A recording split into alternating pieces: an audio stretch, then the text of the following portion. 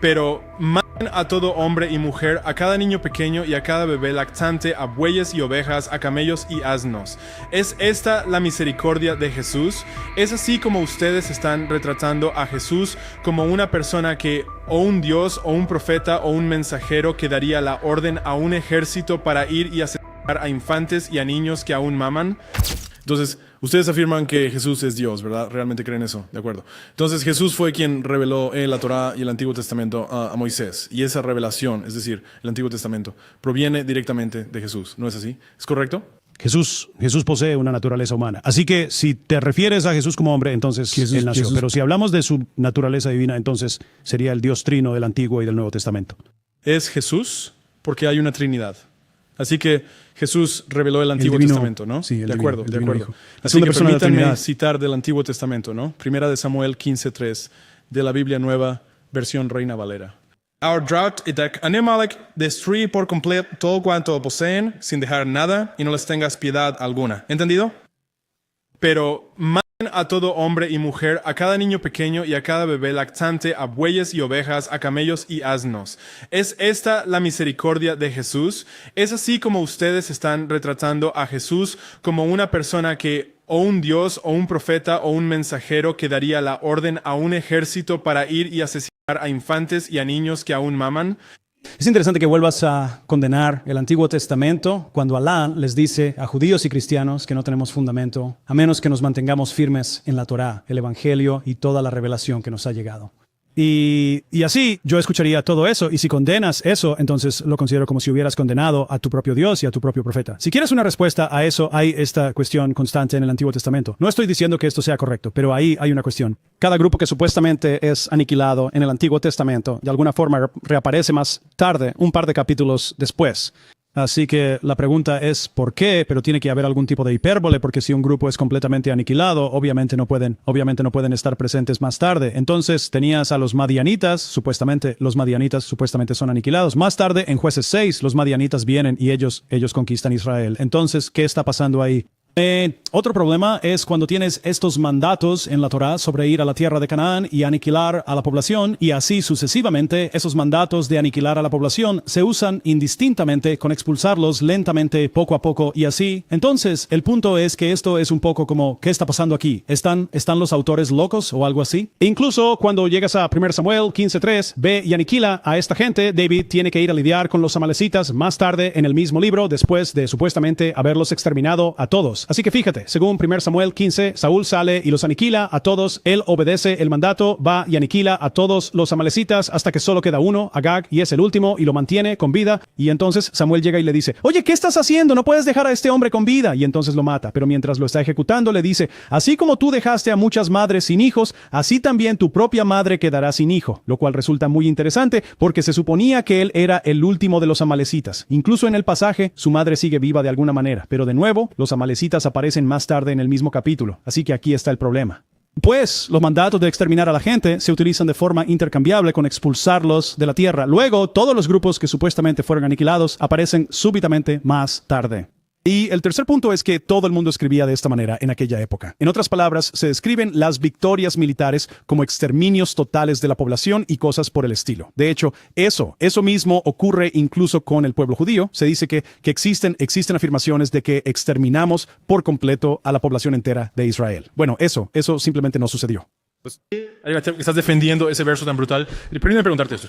¿Estás defendiendo un verso brutal que ordena a un pueblo matar a infantes y a niños de pecho? Sí. No sé si no escuchaste nada de lo que estoy diciendo. Digo que tienes tres problemas. De nuevo tienes tres problemas aquí. Cuando lees el texto, ves este comando brutal y luego siguen ahí después de que supuestamente fueron aniquilados. Esto debería hacerte decir, oye, ¿qué está pasando aquí? ¿Qué está sucediendo? Tiene que haber cierto nivel de hipérbole. Es decir, si dices, oye, los eliminamos a todos, pero siguen aquí, es obvio que no los eliminaste a todos, aunque el informe diga que sí. Entonces, ¿qué está pasando aquí? Tienes varias maneras ¿por qué no escuchas? Tienes varias formas de intentar llegar al fondo de esto. Una es que esto es una forma de hipérbole muy común entre los escritores de la época donde se describen las victorias militares, incluso si solo sales a combatir a un ejército, como la aniquilación total de toda la población. ¿Es eso lo que sucede aquí? Bueno, eso encaja con que los grupos sean aniquilados y sigan existiendo, encaja con usar órdenes para expulsar a la gente de la tierra como algo intercambiable con aniquilarlos por completo. Para nosotros, esas serían dos cosas diferentes. Entonces, la idea, algunos académicos concluyen que esta es una forma común de hipérbole en el mundo antiguo y que es algo similar, pero más extremo a que nosotros digamos, sabes, mi equipo de fútbol masacró a tu equipo de fútbol. No. Imagina a alguien que no usa hipérbole llegando 2000 años después y diciendo, ¿qué? ¿Los masacraron? ¿Qué? Es un juego. ¿Por qué los masacraron? Bueno, está bien, así es.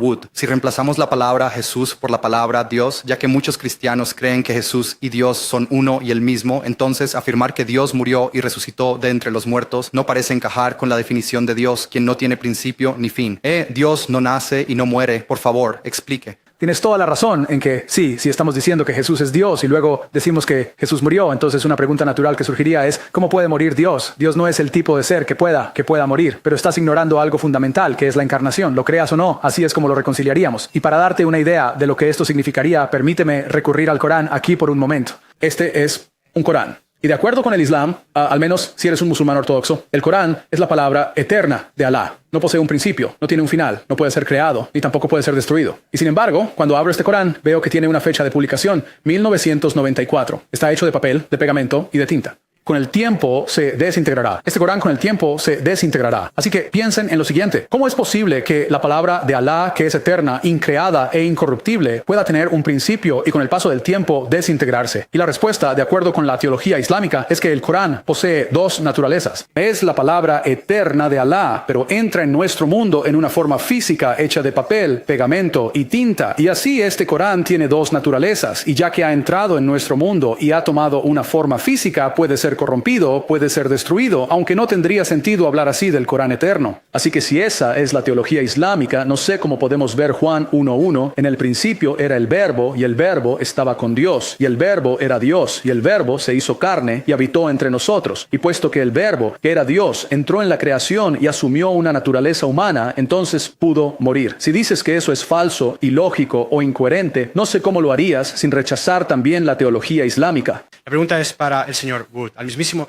comienzo de su presentación, usted afirmó que si Dios salva a Jesús o si la teoría de la sustitución es verdadera, entonces eso convertiría a Dios en un engañador. Entonces, ¿por qué le atribuiría usted engaño a Dios?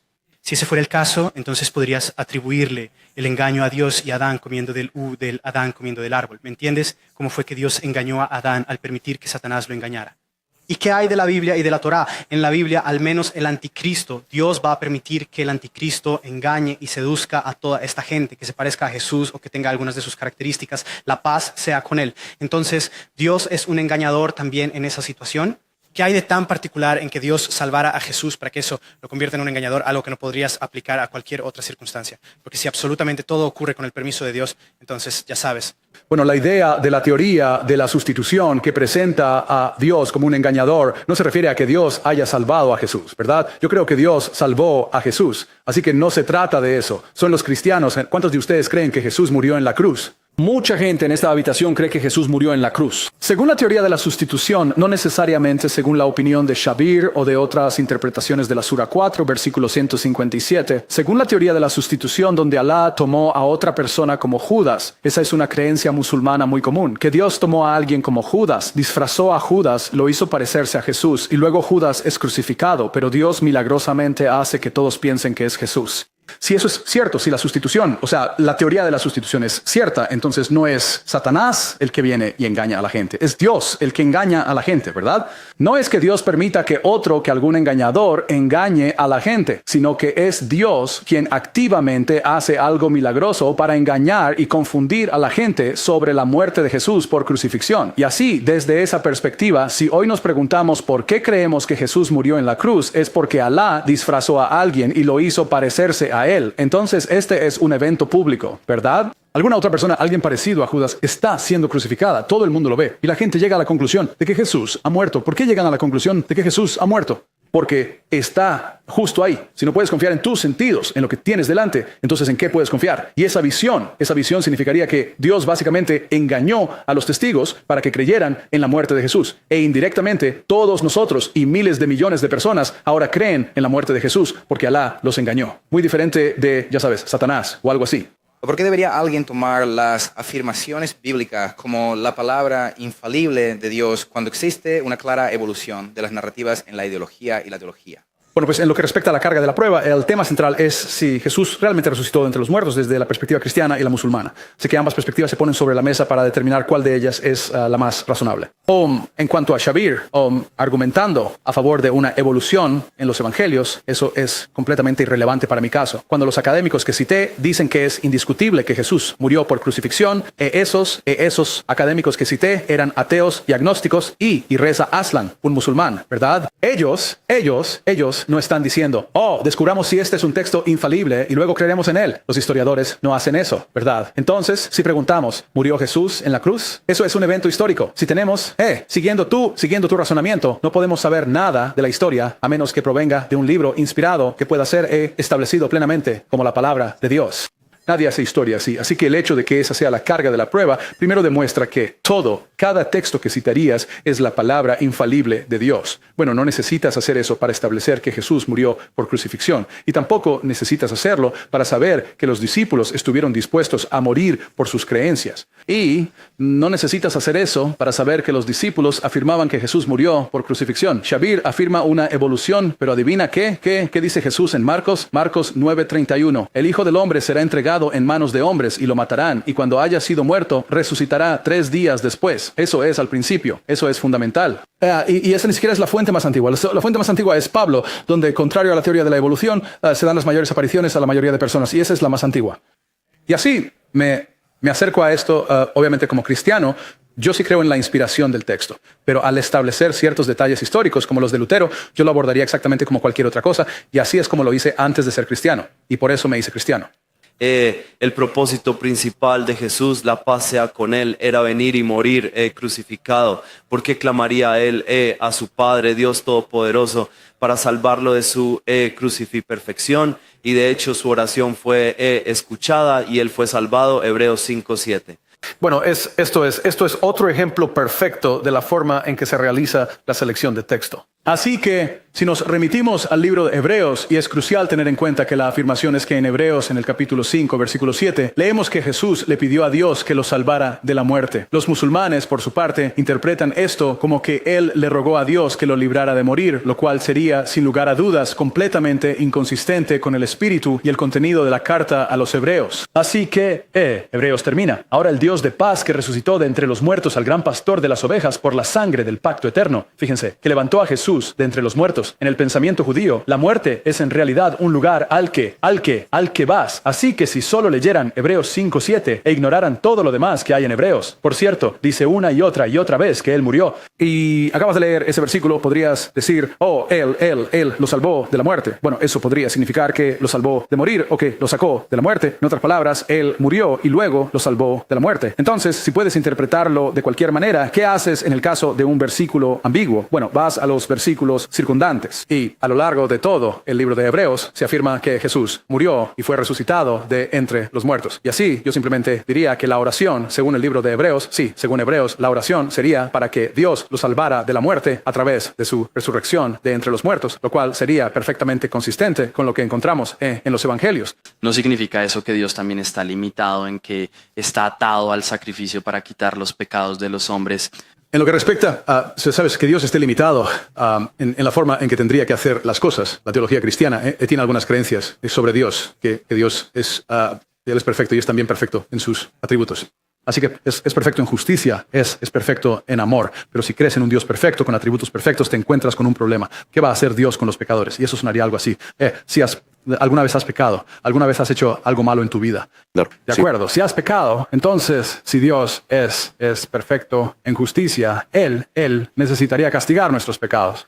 Si Dios es perfecto en amor y en misericordia, entonces querría perdonarnos. Y la solución musulmana a este problema del pecado es, de alguna manera, disminuir los atributos de Alá, ¿verdad? La justicia de Alá no es perfecta. Alá puede dejar pasar algunos pecados.